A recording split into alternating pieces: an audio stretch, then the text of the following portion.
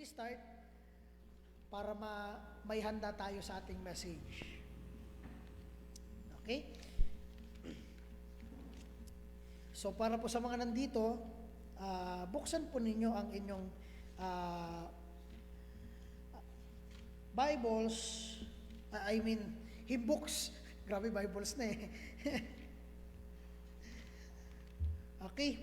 So buksan natin sa sana yung nakatupi ko kanina. Ayan, sa hymn number 24. Buksan po natin sa hymn number 24. I think familiar naman kayo dito. Let's all stand up at bago tayo magpunta sa message, ilagay natin ito sa ating isip at puso, no? O worship the King.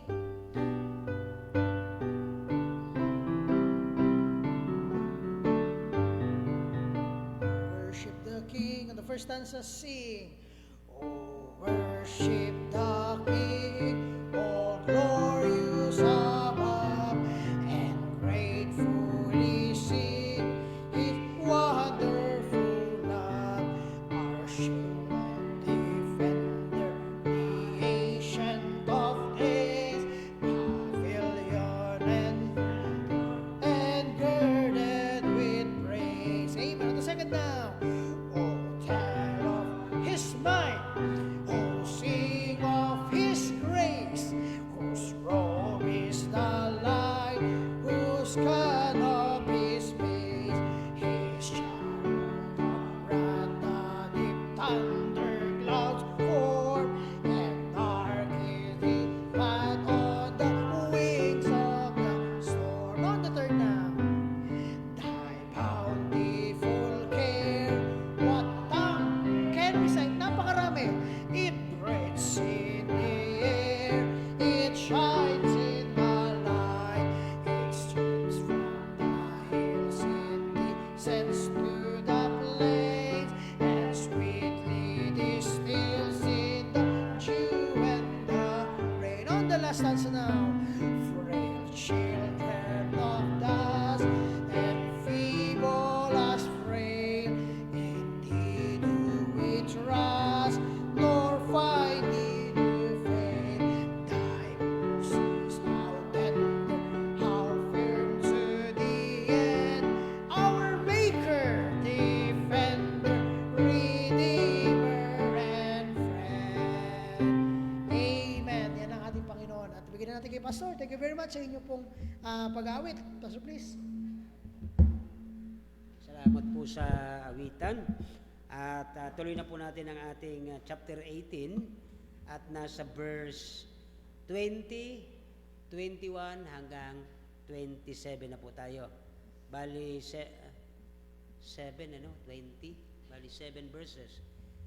Tayo po tayo at basahin natin ang chapter 18 ng Psalms from verse 20 to 27. 20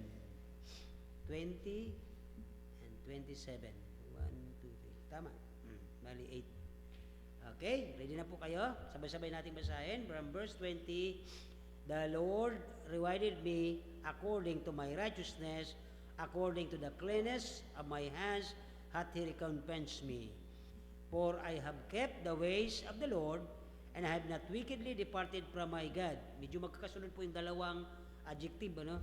22, for all His judgment were before me, and I did not put away His statutes from me. Ang pangatlong adjective. 23, I was also upright before Him, and I keep myself from mine iniquity. Conclusion 24, therefore hath the Lord recompensed me according to my righteousness, according to the cleanse of my hand, and His eyesight. 25, with the merciful thou wilt show thyself merciful, with an upright man thou shalt show thyself upright, with that pure that thou wilt show thyself pure, and with the froward that will show thyself froward. 27, for thou wilt save the afflicted people, who wilt bring down His high look. Ngayon pong gabi ay ang ibang maraming gamit ang term na ito paano natin mapiplease ang Panginoon? Paano natin madidelight? Ano po? Ang Diyos. O kaya, magkakaroon tayo siyang ng tuwa sa atin. At inisa-isa ni David ang kanyang adjective sa kanyang sarili. At nung siya po ay hindi pa nito nagkakasala, ano po? At siya ay maayos pa. At tayo po ay manalangin. Nangilang Diyos, salamat po sa gabi ito, sa iyo pong patnubay. Maraming nangyayari sa paligid. Nandiyan ang sunod-sunod na bagyo, nandiyan ang mga lindol, nandiyan ang lahat, tagutom, ang walang morality ang mga tao. Pero salamat, may mga nakikinig pa ng iyong salita sa mga Bible study, may mga ayaw makinig, pero may mga excited na makinig. Panginoon, salamat, hindi kami pwedeng magreklamo sapagkat paano namin kayo magkakaroon ng delight sa amin, paano namin kayo magpiplease kung puro kami reklamo, Panginoon, sa lahat ng nangyayari sa aming paligid. Alam namin na mas grabe pa ang darating, pero salamat, nandiyan ka, at aming hinihintay po kayo sa inyong pagbalik na hari nawa, ay abutan mo kami na sa kainitan at hindi sa kalamigan. Lord, aming pong dalangin, yung mga wala sa tabi namin, mga kapatid namin, kasabay namin, mga prayer warrior, inyo po silang i-revive.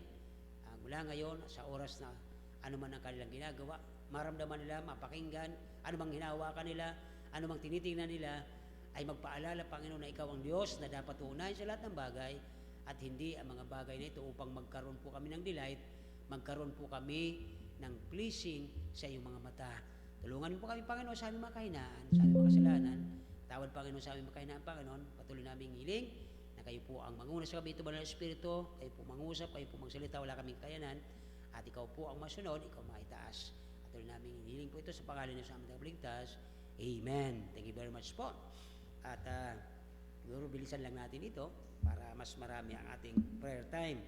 Dito po ay ang Diyos, ang gusto ng Diyos sa atin, kasulat ng isinulat ni David, masyado po kasing intimate ang dalawa, masyadong related pagdating sa relasyon kay David at saka sa Panginoon. Magmula nung siya'y bata pa, siya'y nagbabantay ng mga tupa, talagang malapit sapagkat ang Panginoon ay nasa puso niya si David. Ano po? Unang-una, kung naalala niyo nung pinapila ang mga anak ni Jesse, ay lahat yun, lumagpas. Sabi ni, sino ang i-anoint ko dito? Wala dito eh. Meron ka pa bang ibang anak? At nung makita ni yung mag-anoint, kinakalimutan yung pangalan, nakita niyo yung namumula-mula ang pisngi ni David. Yun yata ang isang sign na kung bakit naging malapit ang Panginoon sa kanya. Talagang pati yung itsura niya ay parang ano siya eh, sa init nagpupula-pula. Now, ang ibig sabihin mga kapatid, yung relationship hindi lamang sa anyo, kundi doon sa ilalim ng kanyang puso, nandoon ang relasyon niya sa Diyos. Ano man ang problemang dinadaanan niya, ano man ang nangyayari sa family niya, ano man ang dinadaanan. Actually, nung panahon na yun, nung si David po ay bata pa, ang daming misconception, misunderstanding sa kanyang ginagawa, sapagkat nung siya po nautusan ng kanyang tatay na magdala ng pagkain sa mga kapatid niya sundalo, una na misinterpret siya ng kanyang mga kapatid na mayabang kasi nanonood ng gyera. Pangalawa, nung sinabi niya nga harapin niya ang kalaban, na misinterpret siya ng tatay niya.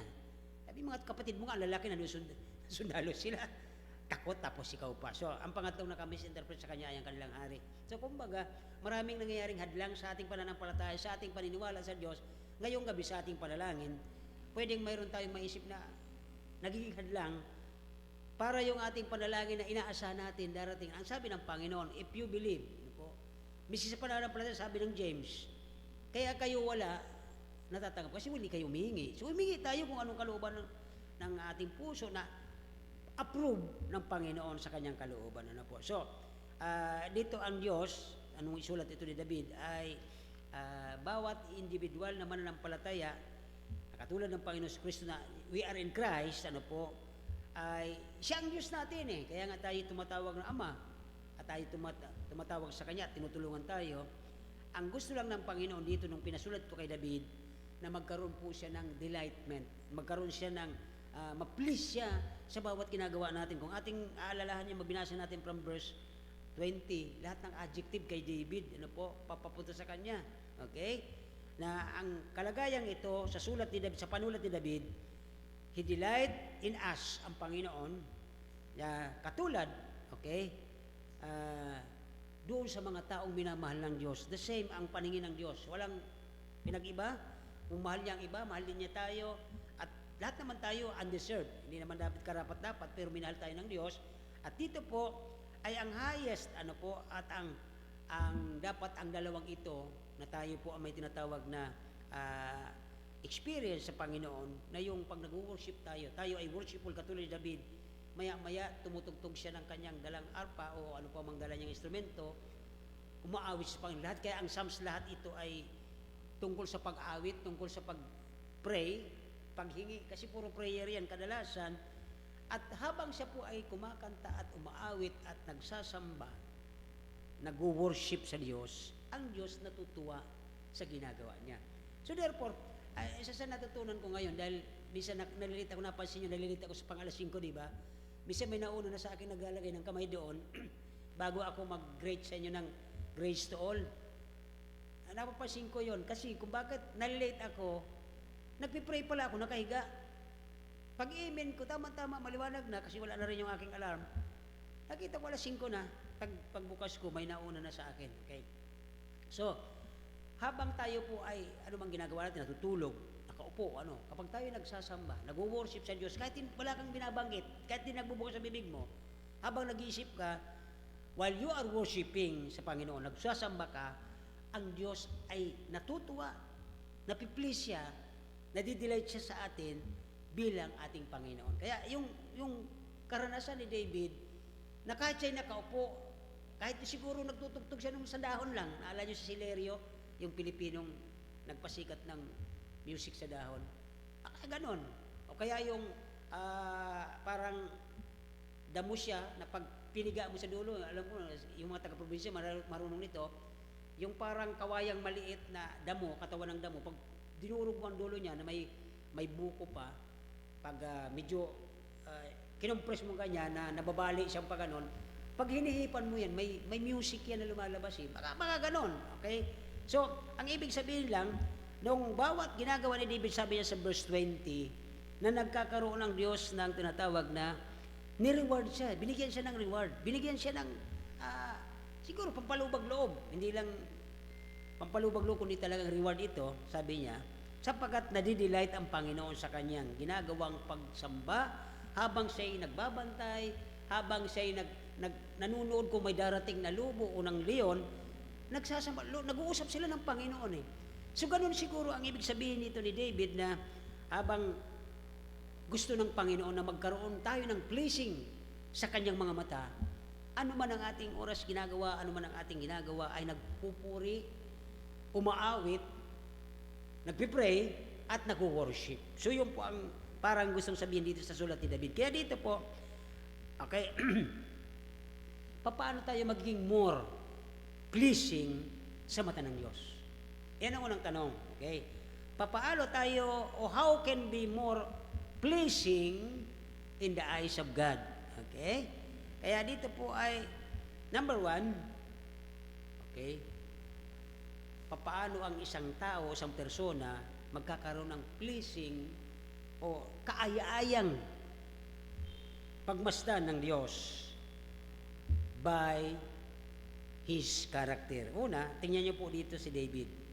Sa verse 20, mayroon siyang integrity. The Lord rewarded me according to my righteousness. Saan naman natin makukuha ang righteousness? Yes, nagkakasala tayo kasi susuot natin itong laman na to. Yung righteousness na ito, nakuha natin through the death of Christ on the cross of Calvary. Nang mamatay siya, yung justification, yung pagpapawalang salang yun ayon sa Romans chapter 3, 4, 5, tayo napawalang sala dahil sa dugo ni Kristo na buhos doon, nahugasan ng ating kasalanan, napawalang sala tayo, kaya ang Diyos ay napiplease sa ating ginagawa. Okay? Bakit po? Ay kasi ang gift ng salvation at ang gift ng pagkabuhay ng spiritual leaded tayo, sabi ng Ephesians chapter 2, bigay lang, at ito'y kaloob.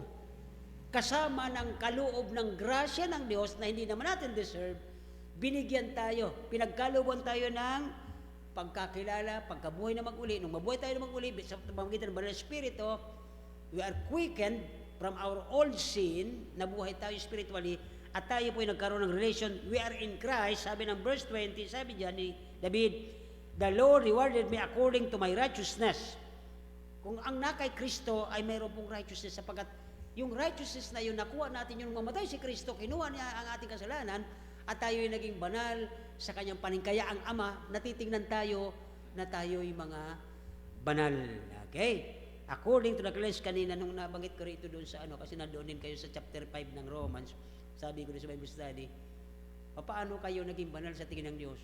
May isang sumagot, alam sa kamatayan po ni Kristo, nahugasan ang kasalanan namin. May alam yung isa. So, si Sister Lodi, at nakita ko na, sabi ko kung ganito ang Bible study ito, na mayroon naman palang nalalaman, sige, magtuturo ako. Kasi bakit? Isang kagalakan na, imbis magreklamo ako, at least may nakikinig. Di ba? Kung may napipilitan man, wala akong problema doon. At least nakikinig siya. Di ba? So dito ay mapansin natin, pangalawa, according to my righteousness. Pangalawa, according to my cleanliness. By one character. Yung character, mga kapatid, yung love na yon, galing din kay Kristo Hindi naman tayo pwedeng mag-love sa iba. Erotic, pwede. Yung male to female. Tapos yung pilayal, yung family love. Pero yung unending love ng Panginoon galing sa Kanya. Kaya dito po ay mayroon tayong karakter na nakapagmamahal sa hindi kaibig-ibig dahil sa pag-ibig na pinamana at binigay, pinagkalob ng Diyos sa atin. At dito sa verse 20, the Lord rewarded David. Kumbaga, tayo po ay pinagkalooban din. Rewarded tayo ng pagmamahal ni Kristo na nung siya po ay nabayubay sa krus, yung kanyang karakter ng pag-ibig ay mayroon tayong namana. Alin po yun? To love one another. Yun ang sabi dyan. According to my righteousness, according to my cleanness of my hand. Kapag mayroon tayo ng pag-ibig ng Diyos, imposibleng lagi mong gagawin ang pagkakasala. At sabi naman ng Bible, di ba? Huwag natin gawing lisensya na kung tayo na kay Kristo ay gagawa na ng mali. Hindi na po pwedeng ibalik si Kristo sa krus. Yun po ang katotohanan. Ang sabi doon, He recompensed me. Okay? Mayroon tayong kanyang ginagantihan tayo. Sabi ni David dito. Asan ba yung words na yan? Recompense me. Okay? 20. Ayan, ginantihan siya ng Panginoon. He recompense me. Sa verse 20, di ba? Katama, kanyang ginantihan. Ginantihan pala naman ng Panginoon ay sa aking katwiran. Yung katwiran na yun, hindi man galing sa atin, galing sa Diyos, di ba? At sa kalinisan ng ating mga kamay. Paano naman tayo naging malinis? Si araw tayo nagkakarumi. Galing pa rin kay Christ. Kaya dito po ay yung relationship ng Diyos at ng tao, katulad ni David, mahalaga po yun pagdating sa prayer. Una, bago tayo mag-pray, kaya tayo umaawit ng, hindi yung awit na masigla ka Ang awit natin ay mula doon sa ating mga pinagdadaan ng experience na song of the night. Ang ibig sabihin ng song of the night, yung hindi mo maarok na mga problema, hindi mo kayang solusyonan, inaawit mo sa Diyos. Habang umawit siya sa Diyos, ay sumasamba ka sa Kanya, Lord, alam ko, malalagpasan ko to, at dahil sa iyong kapangyarihan, ay akin po itong makakamit.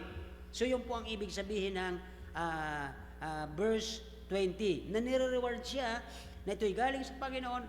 Pangalawa, number 1, hindi lang na si David po ay may integrity, at nire-reward siya ng Panginoon according to the righteousness, release ang kanyang hand. Actually, marami siyang kasalanan sa Panginoon, pero ang nagbibigay sa kanya ng cleanliness is none other than God. Okay? Yun ang ginaganti ng Panginoon sa kanya. Verse 20 pa rin, He was not free from sin, di ba?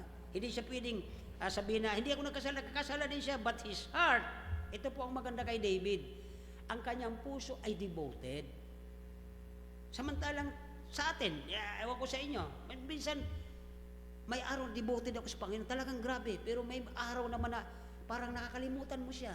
Hindi yun devotion, hindi yun devoted. Kumbaga ang devoted ay nandoon ka lagi, nag-iisip ka, kausap mo siya, nagpipray ka, kausap mo siya. Minsan may talagang focus ka sa bagay na pang sanlibutan, focus na mga material na bagay, nawawala minsan yung pagiging devoted mo doon. Bakit?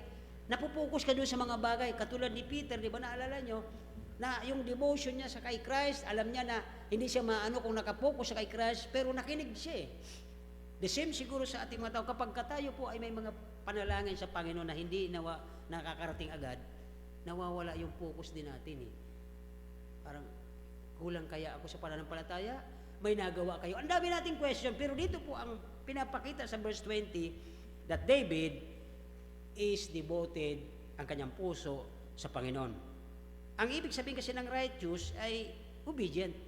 Kapag ka righteous pala, sabi na sa word na ito, nung tinignan ko ito, ang ibig sabihin ng righteous dito ay obedient. Kapag tayo pala ay masunurin sa lahat ng gusto ng Panginoon, ay tinatawagin kanyang righteous. Kaya napiplace siya sa iyo, sapagkat righteous ka sa kanyang paningin, dahil masunurin ka. Okay? Ayun nga lang po yung yung magbabad ka ng isang oras sa word niya, mahirap nating magawa. Lahat naman tayo dyan, hindi naman isa. Lahat tayo dito ay parang hindi natin nagagawa yung isang oras na magbabad sa salita ng Diyos, pero mas mahaba tayo doon sa panunood. Ako nahawa din ako sa panunood eh. Kasi ang daming nagkalat na kung ano-anong mga istorya, paulit-ulit lang. Kaya sabi ko nga, pag ako nanonood, alam ko ng the end eh.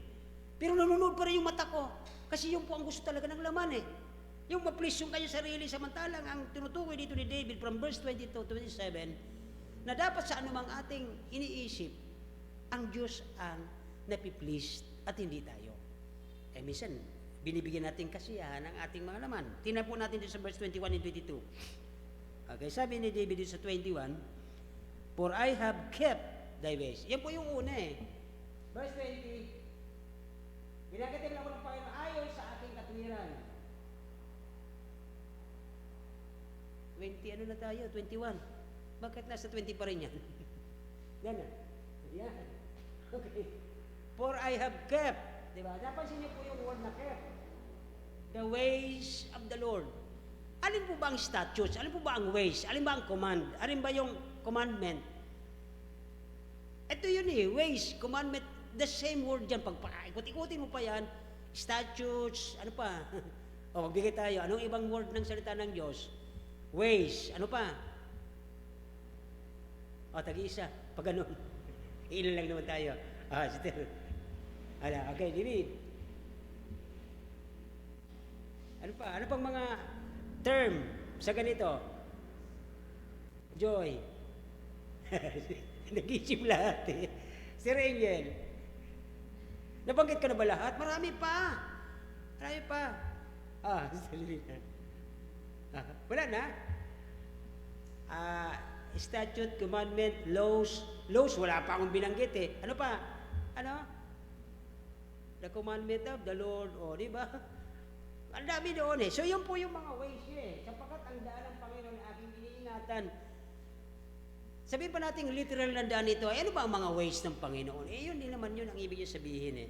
So, napakadya na kung bakit siya ay napansin natin dito na David was free from sin, but his heart is devoted. Siya po ay obedient. David was obedient and he had the word of God in his heart. Sana ganun din eh. Yun prayer ko, Lord, sana laging nandyan sa puso ko. Kaya lang mahina ang aking memory. Yung puso ko gusto, pero ang aking memory mahina. Dito po ang Diyos na didelight. Dito po ang Diyos nalulugod when we do, kapag ginagawa natin, ang gusto ng Diyos. Kaya sabi ko nga kanina sa kanila, sa Bible study ko, ang maganda rito, na nandiyan kayo, kahit ilan lang tayo. Kasi pag padami, wala. Ganun talaga may Bible study, nakakatawa. Ayaw ko bukas. Okay? So, ang mahalaga, what count is that He delight, okay, in what we do, not our neighbors think about us. Okay? Ano yung sinasabi na, walang ginawa. Hindi, huwag mo isipin yun. Ang mahalaga, may connection ka sa Panginoon, mayroon kayong usapan, mayroon kayong ginagawa. Number 2, sa verse 22, pababa, okay, how does God deal with those in whom He delight? Paano nila i-deal tayo? Yung lagi kong binabagit itong araw dito, 2015 pataas, okay, paano natin tinitreat ang Panginoon sa buhay natin? Kapag paano natin siya tinitrato, ganun din niya tayo itinatrato. Pag tayo po ay mahabagin, di ba may binanggit siya si David eh, di ba? Saan na ba yun? Binasa natin eh.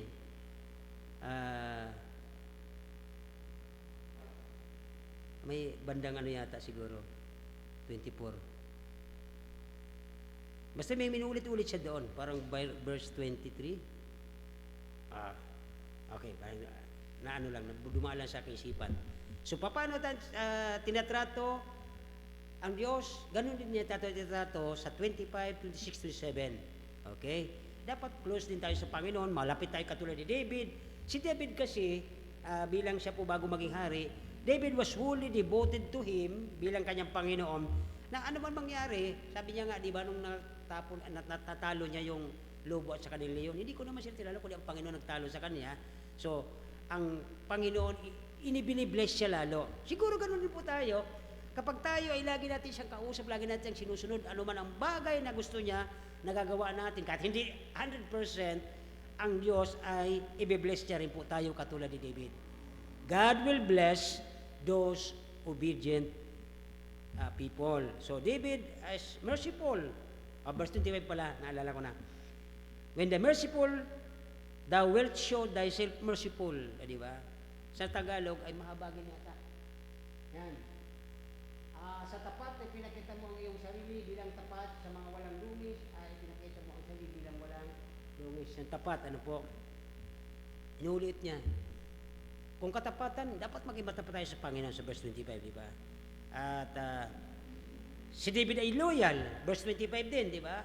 Kapag loyal ka sa Panginoon, loyal din ang Panginoon sa atin. Okay? David was pure, David was submissive, si David ay humble. Okay? Humble din siya. In contrast kay Saul, alam naman ninyo po nangyari kay Haring Saul, okay? Ay masyado siyang devious, ibig sabihin, nakipag-wrestling siya sa Diyos. Kaya nga nung huli, ang kanyang kamatayan ay umaba yata yung mga kuko niya, kumain siya ng damo. Okay? At dito ay katulad ni David, nakipaglaban din, nakipag-wrestling din sa Panginoon. O sino ba yun? Si Jacob, si Jacob yun eh. Okay? Ang mga magulang minsan, tayo, nung mga bata pa, mga anak natin, nakikipag-wrestling tayo sa mga bata. Ang kulit, abulan, di ba? Pero kapag dating sa disiplina, talagang matagal yan eh. Paulit-ulit, pero ang blessing, sa paulit-ulit, natututunan din nila ang tamang disiplina. Kaya ang tawag doon ay devious or wrestling o wrestler. Ano po? At nadidisiplina naman po ang mga bata. Ganon din naman tayo. Nadidisiplina tayo ng Panginoon. So, ito po ay nadidelight ang Diyos kapag tayo ay nagpapadisiplina. Kasi, limbawa, mismo pinakita na ng Banal na Espiritu, tama na yung ginagawa mo. So, sumuko ka, nag-obey ka, Lord, patawad po, hindi ko na napapansin, lumalalim na pala ang paglayo ko sa iyo. So, that is disciplining. Dinidisiplina tayo ng Diyos yan.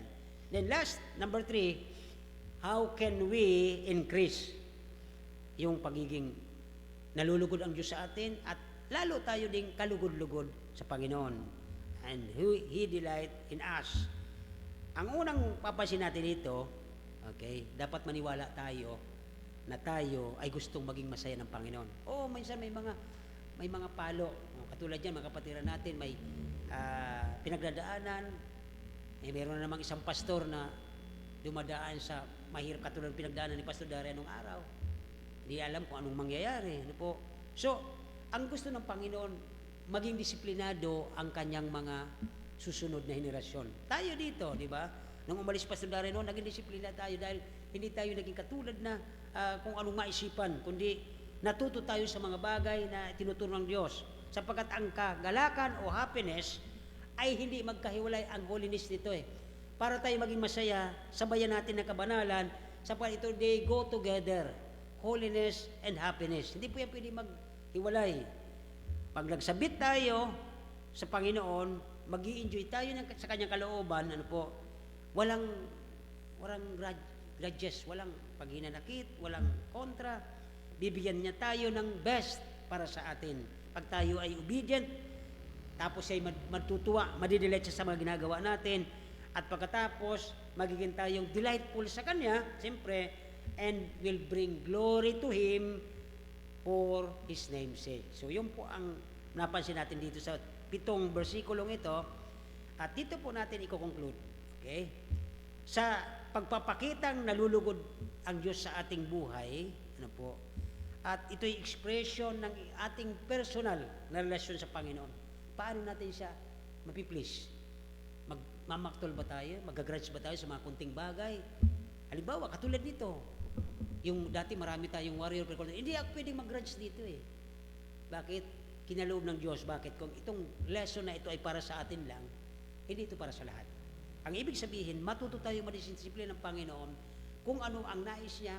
Tanungin natin, Lord, ano po ang gusto niyo ipagawa sa amin? Okay? Dahil ganito na kami. Mga kapatid, hindi natin dapat pangunahan ang Diyos, kundi ang Diyos po ay siyang mayroong magandang plano para sa atin. Gagawin niya ang pinaka-best para sa atin habang tayo sumusunod, habang tayo nagpipray, habang tayo umaawit, habang tayo nag-worship sa Kanya, tuturuan niya tayo maging disiplinado sa mga bagay na dumadaan sa ating harapan upang tayo maging matibay na mga warrior para sa Kanya. Natutuwa ang Diyos sa ating buhay kung ipinapakita natin na anuman ang dumaan sa ating mga problema, hindi tayo dapat maapektuhan sapagkat alam natin, kaya ng Diyos natin. Amen? So dito po ay be the kind of person na ang Diyos natutuwa. Hindi yung para bang nilalayo ang mukha ng Diyos dahil sa may nagagawa tayo mali. Okay? Lumakad tayo na may integrity katulad ni David. Sundin natin ang salita niya and He will bless us at tayo po ay gagamitin niya para sa purihan ng kanyang pangalan. So, yun po ang ating nakita ngayong gabi sa from verse 20 to 27 na si David, hindi siya nagbuhat ng kasariling bangko, kundi itinikwento lang niya sa atin na pwede rin mangyari sa atin ang nangyari sa kanya kung tayo po ay mag-obey, magiging devoted, at magkakaroon po tayo ng pleasing personality o pleasing sa pag-worship, pag-awit, o sa lahat ng ginagawa natin, gawin natin ang lahat ng iniutos siya sa atin upang malugod ang ating Panginoon. Harinawa po ay mayroon tayong natutunan dito at tayo po ay mag-close. Tayo po ay magsitayo at tayo po ay mananalangin. Dahilan Diyos, salamat po sa gabing ito, Panginoon, sa aming short devotion tungkol, Panginoon, dito sa buhay ni David, na kung saan ay ang natutuwa ka sa bawat isa nang dahil po sa kanyang pagiging devoted at higit sa lahat, obedient, at ang pangatlo na kami po ay itrato ka namin ng number 1 sa lahat bago ang ano paman. Salamat, Panginoon, sa gabi ito na kami po ay naka-experience ng mga dinaanan ni David, pero ang isang bagay, ang puso ni David ay hindi lumayo sa iyo sa kabila na mga pinagdaan. Harinaw, Panginoon, kami din sa oras na ito, kung kasakali man mayroon kami mga pagdadaanan, ay maging matibay po ang aming mga pananampalataya, ang aming puso ay huwag malalayo sa iyo, at ang lahat ng aming mga natutunan sa iyong salita ay huwag naming tatalikuran bagkos. Lahat ito ay aming gagawin at susundin. Maraming salamat, Panginoon, na kami ay binigyan mo ng lahat ng karakter na ito na pwede sa aming i-transfer ang pag-ibig mo, ang pananampalataya mo, na kami po ay naging banal nang dahil sa iyong kamatayan, na kami hinugasan mo, kami niligtas mo, kami ay nilipitan mo, na kung saan nandoon kami ay iyong pinuntahan at hindi kami nakapunta sa iyong kalagayan. Salamat, Panginoon, sa biyaya, sa ilang kaligtasan. Salamat po na kami ay iyong mga anak na pinupuri dinadakila ka, Panginoon, sa gabi ito. Bago kami manalangin, hari na o Panginoon, maging malinis po ang lahat ng aming mga puso sa iyo, na ito'y maging devoted at dedicated po sa iyo lahat, Panginoon, upang kami ay magpatuloy sa amanuman kaming mga kahilingan ngayong gabi, sa kaunting pirasong ito, Panginoon, ng mga warrior, ay matibay ang aming pananampalataya na sasagutin niyo po ang aming mga kahilingan. Maraming salamat po sa Panginoon sa gabi ito, sa pangalan ni Jesus. Amen.